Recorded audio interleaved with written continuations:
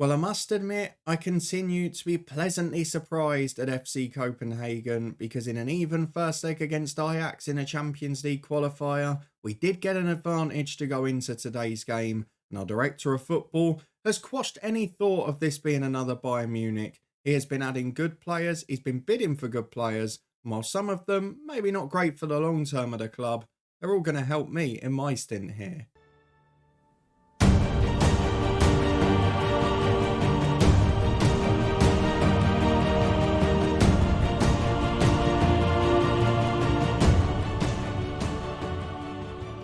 Yes, hello and welcome along to part 26 of the Coach's Head with me, Daniel. We are back today for the second leg of our Champions League qualifier against Ajax, a side we know very well from the previous stint in this save at Willem II. We've had a number of tough battles against them, and I'm expecting another one today. If it maybe gives a suggestion though of how this club compares to Willem II, we did win the first leg 3-1, albeit the statistics for the game would suggest the 2-2 draw may have been fairer.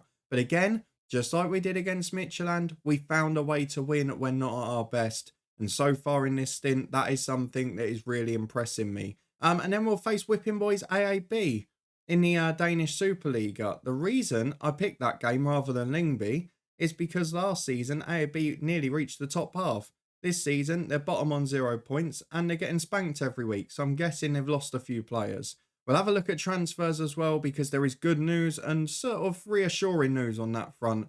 So if you're looking forward to all of it, please do chuck a thumbs up on it. We're going to move on to Champions League football and the schedule in a minute. But let's start by having a look at the transfer news, which hasn't drastically changed since you were last here, but has certainly given me a little more cause for optimism, certainly in one or two key areas. So if we have a look at the transfers now, there are plenty of pending deals, which we'll come back to. But one in and one out since you were last with me. The big out is Marco Friedel, who we knew was going. We'd accepted the offer. He made his last appearance in the last episode, didn't he? He's gone off to Burnley for 2.9 million. Work permit was no problem. And the biggest earner off the wage bill. They kind of got away with one because why he was offered that contract, I don't know. And why Burnley have paid that much to get him on a 1-year deal, I'm also not sure. But there we go. His replacement, though, has got me very excited because Carlos Gallego has come in from Häcken in Sweden, 1.7 million rising to 1.9. He is a 28-year-old Spaniard. He's got a great jumping reach. He's 6'1". Physically, he's excellent. He's got the acceleration, the pace, the jumping reach, the fitness, the lot. He's very solid defensively in the key areas and the key attributes. And mentally, again, composure's a slight deficit, but he's a very good player. There's no doubt in that. He improves the team because he comes in and will probably displace Winther. Tampakti will be on the bench as well. So we've now got 4 good centre halves, and with Salisu leaving earlier in the window, that's also a bit of a relief too.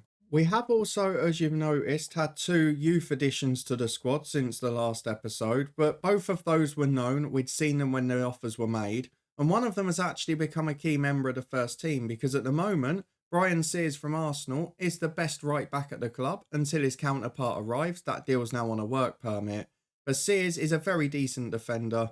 Do you know what? I'm quite happy to have him as a backup this year, if I'm honest. We're probably not going to now.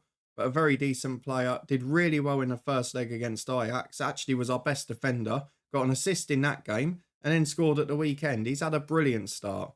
Mehmet Günal, maybe not quite so good yet. But another young player they've taken a punt on. So we'll see how he gets on, but it's a very nominal fee, so nothing really lost if it doesn't work out.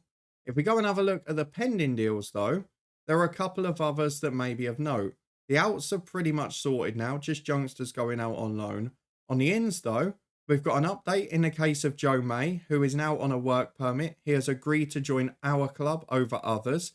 That's important for me as a really good player who would have become our first choice right back. But will he now, or will he be the first choice right winger? Because the director of football, and it seems to be a little bit of an issue in this FM, I've spotted it a few times at different clubs in different stints across the head coach and this save. The director of football, when he's made an offer for someone and it's in a long sort of work permit process, then seems to forget that we've got that player coming in and they look at the squad planner. Even if you put Joe May in and say he's going to be the right back, they then go, oh, there's a gap there, we need to fill it. And they go and buy another one. And this time, is 31-year-old Valentin Gendre, which I'm not sure about. It's a lot of money for an over 30 by this club standards, and he would be the new highest earner at the club. Now, I'm not going to debate it.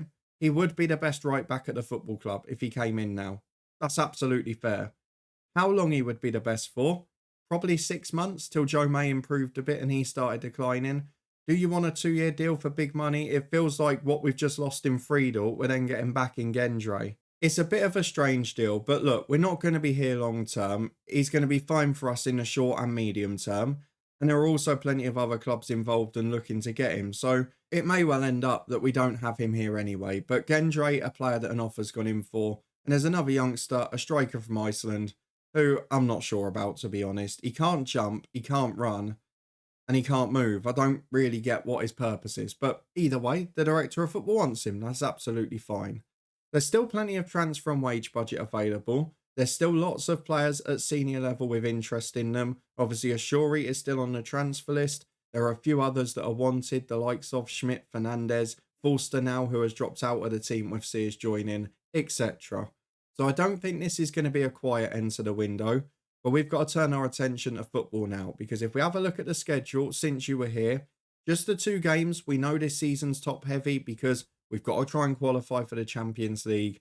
We played Ajax after the Midtjylland game where you saw us nick that 95th minute winner with a big deflection that wasn't deserved. Well, against Ajax, we started like a house on fire. 2-0 up in 25 minutes and had a third disallowed.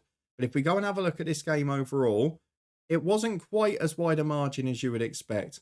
We had 3 shots on target, scored them all. Our expected goals was 2. Ajax was coming up to 2, 3 shots on target. They only scored 1 of them.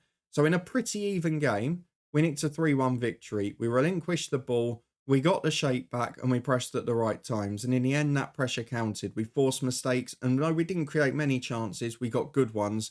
And Nicolas Schmidt was in great form and probably deserved that hat-trick that he almost got. But Ajax will be a threat in this second leg. It wasn't one of those where I thought, oh yeah, we're comfortable. And even when I have thought that, in other series recently, it's not always been the case. But what we did have as a benefit was the chance to play weaker opposition in the league for the first time. Lyngby had been promoted last season. We rotated pretty much the whole 11. So if you have a look at the side, Youth played in goal. We kept Sears in and Jensen in defence and Zalgaritis. Thompson was returning to fitness, but everyone else was rotated from the first team. So probably 6 or 7 changes. In contrast, this one was just as comfortable as the scoreline looked. You saw Brian Sears had got his first goal for the club. Lubicic scored early as well. He's unfortunately injured now. And Luis Suarez back to fitness, got a brace, and the 33-year-old still doing a job, this time off that left-hand side. If we go and have a look at the medical centre, you will see we are picking up a few injuries now. From the first 11, Ramon Terrats is going to miss this game. That's unfortunate because he is probably the best midfielder at the club. And then Lubicic and Tambakti, 2 of the backups out. And with us not being able to register the new centre-half yet, does leave us a little bit short today. So let's go and get through to the first fixture. We're 3-1 up against Ajax going into the away leg. Got to mention Glentoran again. 3-1 up against Ferencváros, a loaded Hungarian league. And they're taking the mick out of them. Where were you? Where were you when we were managing in Northern Ireland? Ajax, we know, are going to be tough. We know exactly what they've got from our many, many years at Willem II. The likes of Mansverk, Samu, Magno up front, Traore as well, and Jorge Schmidt, who we managed in the proper head coach save over at Bournemouth. Let's go and get the opposition instructions on. It's going to be almost a full rotation because we did play those reserves at the weekend. And I'll see you in a minute to run through the team that heads over to Amsterdam, a return to the Netherlands for us. Hopefully a successful one. Back in a minute to find out the 11. Well, with the additions coming in, I don't fear this is going to become a Bayern Munich, but I did have one brief flashback when setting up this team. The senior squad was 15 players for a moment, but to be fair, that was without Sears promoted, and that was without 3 players injured and 2 that couldn't be registered. So let's give a little bit of fairness to the situation. I've taken one gamble in a team selection based on what happened at the weekend. I've kept Luis Suarez in on a left-hand side, which was my initial plan. Achori drops to the bench. Tunheim's got a heavy match load. They'll both sit this one out. Romeo comes in central midfield as he did at the weekend for the injured Terrats. And defensively, we've still got Winther in at centre-half because we can't register Gallego yet. Brian Sears slightly better than the other right-back Forster. He stays in for this one, which means the 11 in full is Jevan Diouf in goal. Not had the best start so far, to be fair. Sears and Zacharitis, the fullbacks, with Jensen and Winther at centre-half. Thompson sitting in front of them with Højlund and Romeo, the more advanced midfielders. Højlund has been magnificent so far. And then up front, it is a front three of Fernandes, Suarez and Schmidt, which should have a goal threat. But will we be good enough at the back? Or is this when it's going to catch us out? Remember, the board have said we should be reaching the Champions League proper. And that is a very tough ask here against Ajax. You could argue based on them last season, this is a pretty evenly matched game. With a few key injuries, despite the 3-1 advantage, it would be fair to say I'm nervy at the very least. Let's go and see if my nerves are justified. Well, 6 changes for Ajax from the league game. I don't know which squad is the stronger one. I would argue Wrench would probably have been first choice, who's dropped to the bench today, as we're the team that can't name 12 subs. They've also got Lerato Sabaya on the bench, who we know very well, of course, from the original head coach, save again at Bayern Munich in that stint. But their team is still strong. There's quality everywhere. I would argue we're a good side as well, but whether or not away from home we can hold on, I don't know. We've had some horrible away days in Europe across every save this year. And I've just maybe got a little bit of concern before we start. But hopefully we can do what we did at Wisla Krakow. It was a professional, boring game to watch. With 10 minutes gone, Ajax have a corner. And they're hoping to change it as they play a 1-2 to the edge of the box. Little routine this. Traore runs in. It's back to Varys. He was brilliant against us last season at Willem 2. And he set up the goal there. And I'm a little bit concerned that the centre-half has just curled one in from the edge of the box, to be honest. That doesn't fill me with confidence here. It is 1-0. We're still ahead on aggregate. But so far, it's all Ajax here. And now we return with a free kick in a very dangerous position for Traore. We know with those outswingers, oh my God. I was about to say the wall never covers the goal. And Arvi has just smashed one in off the post. The commentary says it all. You cannot save those. We've been done, to be honest, by 2 pretty clever set-piece routines. And I've worked so hard in the last few weeks, extra on set pieces, trying to make sure that we can deal with the aerial threat. And maybe I've sat back a little too deep because it's costing us. It's another corner for Ajax, and I think it would be fair to say 3-1 was not enough of an advantage because Traore's got a corner and we've got defending to do and we're struggling with it. Winther heads away as far as Manyo. It's back to Samu and we're behind on aggregate. Let this be a learning curve. Just because at home we were able to do a decent job, away from home against these good sides in Europe, we have not got the quality to be aggressive. We've tried to stick to the game plan because I want these lads to become very strong in the way we play. I don't want to get them into the habit of, yeah, we've got to go defensive against these and these. I mean, in terms of my actual preference, as we're back with Ajax in possession again, dropping into the Europa League or Conference would be no issue for me. I actually think if we went in a Conference League, we'd have a half-decent chance of trying to win it. As Højlund's nicked the ball high up, he's got different ideas. But the board pressing us and saying we've got to get Champions League group stage football against teams like this is a bit frightening. I'm hoping we'll at least get they understand you had a tough draw, as Fernandes has given the ball away from a really dangerous position.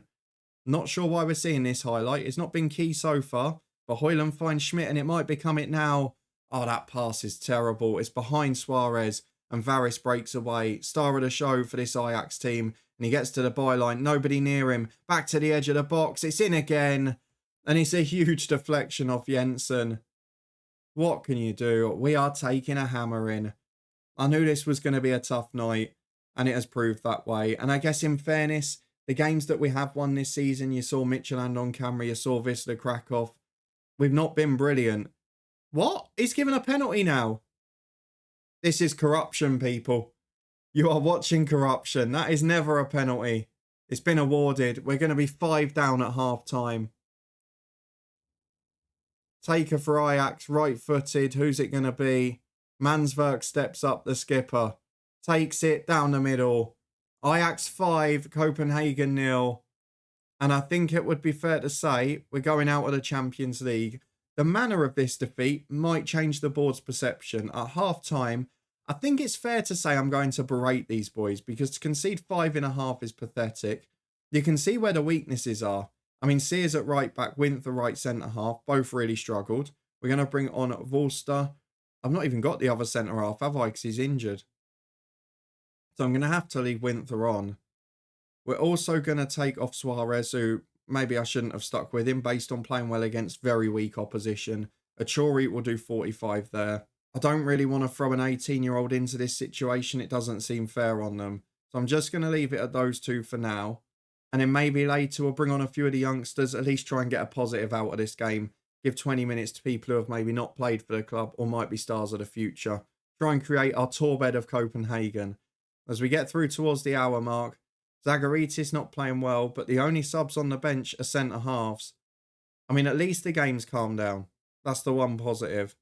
I'm going to look at Markinson can come on. He's going to go on for Zacharitis. Jensen's not great out there, but he's going to go left back. And we're just going to go full back on defend, full back on defend. Get the job done for the rest of this game. We've got Thompson and Romeo in midfield. Both of them struggling a little. Enkhart is a decent midfielder on the bench, but again, not really taking us to the next level. I think Nicholas Schmidt's had a poor game, so I might just give one of the strikers a run out. And do I go for the youngsters? We've got Jimmy Jensen. I might throw Jensen on for a few minutes up there. And then we should probably rest Fernandez, who's been poor on the right. He's not happy either. And we'll get Tunheim, the 18-year-old, on. It's a good opportunity for those boys. Let's be honest, the game's over. And we've just got to hope we get a better draw in the Europa League. Or it could be Conference League football.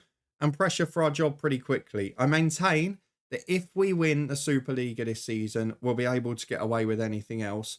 But financially, this is a big blow for the club. And if they pay big wages for some new signings, that could cause trouble later down the line. A quiet second half. I think, to be fair, Ajax have taken pity on us here. We won 3-1 in an even first leg. And in, it wasn't a 5-0 game, probably a 2 or 3-0 game. Ajax get 5 in the first half, helped by refereeing decisions and deflections. I guess we deserve to be on the wrong end of them eventually, don't we? I'm far from pleased. I'll say I'm not pleased. The boys have reacted pretty well. The good news is Gallego will be registered for the next tie. No more 5'10" centre-halves. And a couple of young players did make their senior debuts, which for the long term is good for the football club. Just want to see what the reaction is from the board here. If we go to the club vision, we've failed to reach the Champions League proper. However, they can understand we've had a difficult draw, so hopefully we'll be forgiven for that. We've just got to stay top of the Superliga, and then that will soon turn around. Well, we're actually back before the weekend fixture because our director of football is going centre-half crazy. This time, he's made an offer again to get a player from the Netherlands, but this time, Reda Uruguay, I want to say. Apologies if I've pronounced it wrong. 3-star ability centre-half and holding midfielder, worth 2.9 million quid. What are you like? You're a Moroccan international. Actually would do a job in the ball-winning role if we need a backup there, which we haven't really got at the minute. But he is a good centre-half. He's great in the air again at 6'1". And I guess Jensen started as a sub centre-half. So maybe Gallego and Uruguay are going to be the new starters. I'm not sure. But looks a very good all-rounder. Maybe not the best in a tackle, but otherwise better on the ball. And everything else looks good. Happy with that one. He's signing good players. While it was a horror show on Wednesday night, the future is starting to look bright here at Copenhagen. Let's get through to the Aab game, which we should be winning very comfortably. Well, it's fitness test time, and perhaps I got a little bit too excited in the last few days because we're getting loan offers galore for some of our star players, and Zagaritis has now thrown his toys out the pram. The director of football couldn't resolve that issue. We've also, if we go back a couple of days, we've had an offer for a young player who's not going to help us much. And the bid for the player I got excited about has been rejected. And there was no new bid made, so he won't be coming in. It leaves us with exactly the same position we were in a week ago. And unfortunately, no more new signings yet. However, as we go into this one, Gallego can come into the team. He is available to play. And we still don't know who we're going to be facing in that Europa playoff yet. So we're going to have to be a little bit careful here. I mean, in truth, we should be able to rotate and win. They're bottom of the league. They've been battered every game. If we have a look at what we've got available, we're running a bit thin physically. So I might just make a few changes to freshen things up. Terrat's unfortunately not quite back and fit, so he's not going to be available today. But we'll make 3 or 4 just to freshen up the team. We'll be back in a minute to run through it. Well, it's not ideal, and again, the bench isn't balanced, but this is the team and the squad we've gone for. We've brought in Forster at right back, which is enforced due to the knock for Sears, who played in midweek. Gallego will come in and make his debut, but rather than Winther, it's Jensen who drops out. He's got a heavier match load and more minutes in recent weeks. We've also gone for a change in the attacking line Achori in on the left-hand side just to give Suarez a rest after starting 2 in a row. So it's still a pretty strong team. We've got a few others that I figure will be back in midweek. So the likes of Terrats, we don't need to worry about resting the midfielders so much. Let's just hope it pays off as we go into it. I'm a little bit concerned now based on the signings that aren't happening. But let's just hope that it's a short passing fad. And on deadline day, we'll get a hive of activity. And of course, we've got a right back that should be coming in this week too. Unless he fails a work permit.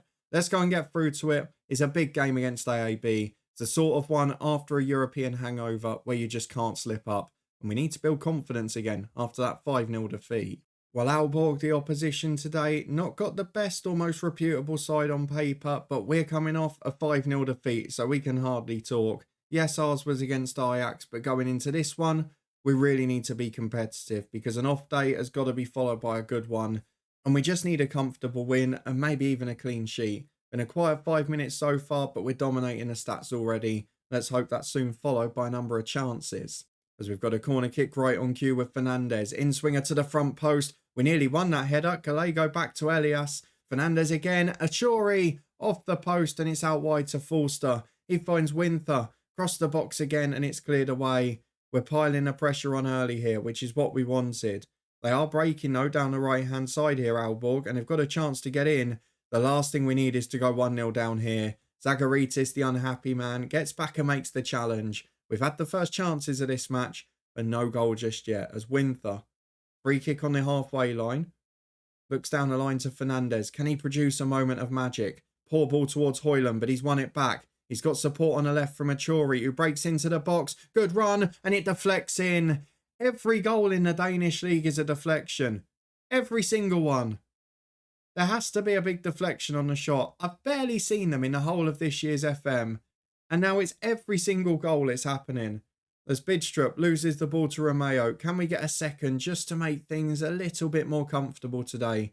Here is Achori who finds Højlund in the middle. Space to run into. 3 in support. Schmidt does his man inside out. That's a great goal. Højlund does well. Achori does well. And Schmidt composed with a finish. 2-0 should be game over. And I think after Wednesday, this is going to be a confidence builder, isn't it? Well, free kick to our visitors. Just 10 minutes to the break. It's calmed down a little now. The kick reaches halfway, but we've won it back. And Schmidt's now breaking down the right this time, with Fernandez making the run in the middle. Bit of a role reversal. In the end, it doesn't work out, and it's cleared away by Alborg, as Rossi looks to break forward. But we've forced them back. And in the end, it's just a hoof clearance. I mean, they're a poor side. I don't know how they nearly got in the top half last year, as Højlund breaks forward to Romeo. He goes right. Højlund's there. Drifting wide again. There's 4 in the middle waiting. Can he find the ball? He can't. But Forster keeps it in the area. Goes back to Romeo. Shots off the bar. Achori loses the second one. Thompson on the volley. And that is high, wide and ugly. Not a good strike. It stays 2. But Alborg not laying a glove on us. Well, it's gone a bit quiet now. And at half time, it's probably a comfortable and deserved 2-0 lead. But we're just going to say, keep going. We don't need to push the team talks on days like this. We just need to get the job done. And if we can get to the hour mark with maybe a third, then we can start looking at resting people, particularly in that midfield. Oh, it's Alborg on the attack early here. Juve comes and claims it. That's what we wanted. Good goalkeeping. Gallego, who's had nothing to do, but has had a faultless game so far. Finds Zagaritis at left back, and now Højlund. Space to break into. Alborg, once you get past that midfield, you're just running at a deep defence, and he's got so much space. In the end, he should probably do better with that strike, Højlund. It stays 2-0, but we're getting chances. It's just whether we make them count. We're going to look at a couple of subs in a minute, because we're 65 on the clock.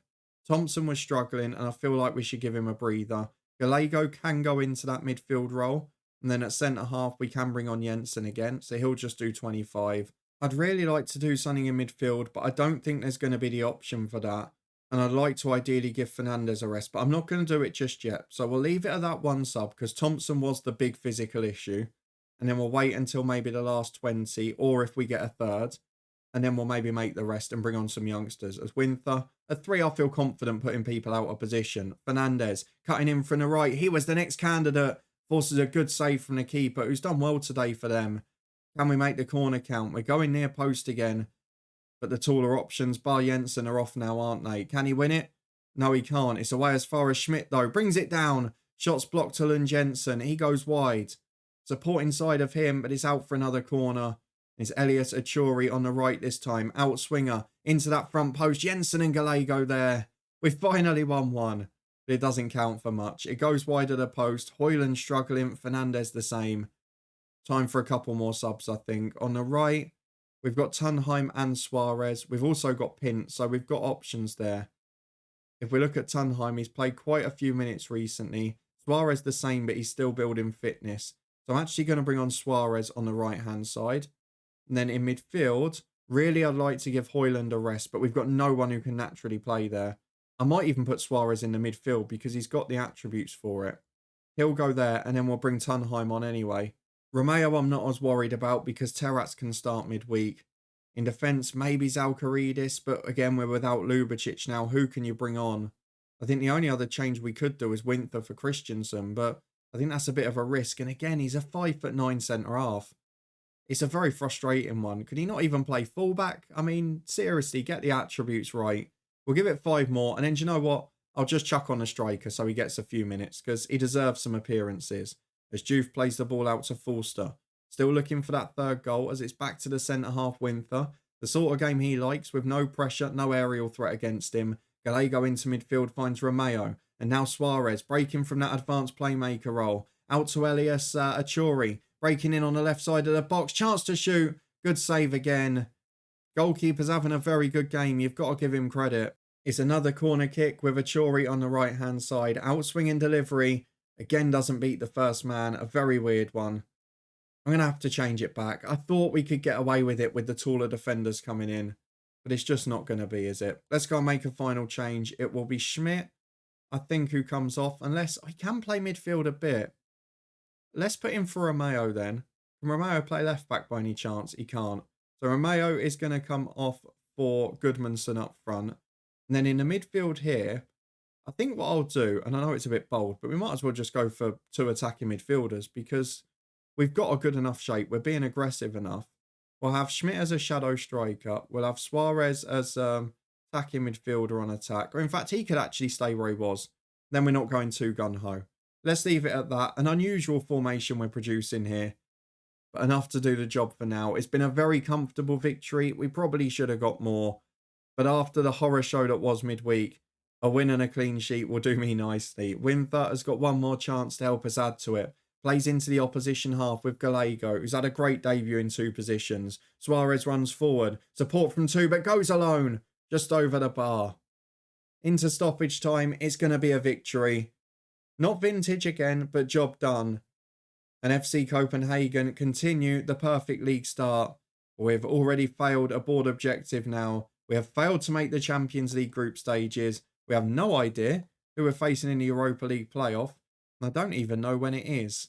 It looks like there's a second leg of another qualifying round to go yet, so we're not going to know the answer immediately. If we go and have a look at the schedule though, the idea is that we are going to return for the Europa League playoff, depending on who we're facing, what the first leg scores like. I imagine it's going to coincide with deadline day a bit as well, so we're going to be back at some point very soon. I think the Europa League is going to be so important to us now. Can we qualify for that, or will we end up 2 competitions lower than the board would have liked? We'll find out all the answers next time when we return. But for now, if you did enjoy that horror show followed by a bit of recovery, please do put a thumbs up on it. Let me know what you thought of the away day in Europe. Am I right to be stubborn with the style for now? Try and make sure the boys integrate and get used to it. Or should I have just swallowed my pride a little and gone defensive? Would it have even made a difference? If you want to stay up to date and find out how we do in the Europa League and see whether we can continue our unbeaten domestic start, and please do subscribe and turn that notification bell on. We'll be back in a couple of days' time with a mix of Europa League, Superliga and deadline day. In the meantime, though, we are back with Southend United tomorrow and a big summer transfer special. You can find that up in the eye above if you've missed any of the playlists so far, as we're about to head into season 15. And there's also links there to the Twitch channel and the football podcast with loads of content to come. So thank you very much for following us over there. Thank you very much for continuing to support here. And I'll see you again next time for 2 more big games and possibly some more big transfer news.